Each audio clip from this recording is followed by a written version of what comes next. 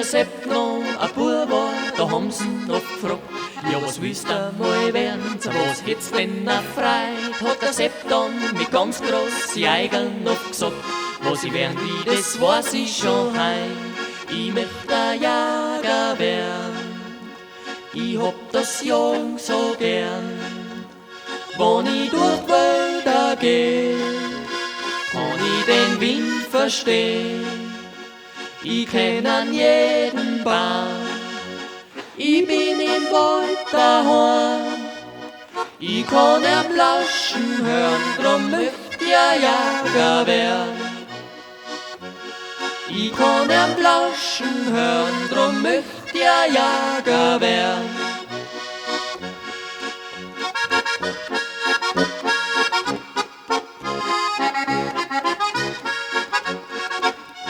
Und wie er dann groß war, ist nix aus ihm geworden. Er hat's Leben nicht erbockt, hat's zum Jagen nicht gebracht. Aber weil er ein Jagdleib und so hat verloren, hat er gewüdert bei Tag und bei Nacht. Ich möchte ein Jäger werden, ich hab das Jagen so gern. Wenn ich durch die Wälder geh, kann ich den Wind verstehen.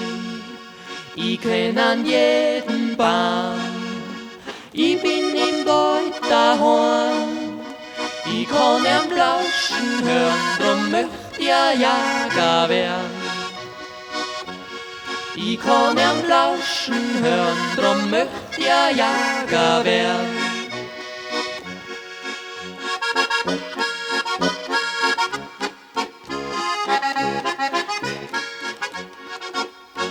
Aber eines Tages war er dem Jäger sein Will.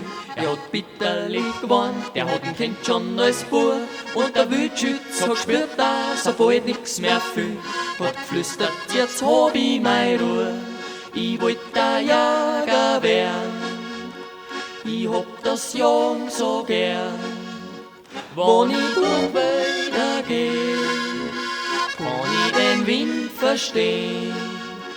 Ich kenn an jeden Baum, ich bin im Wald daheim.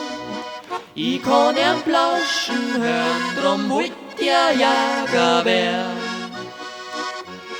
Ich kann am Plauschen hören, drum wollt ich ein Jäger werden.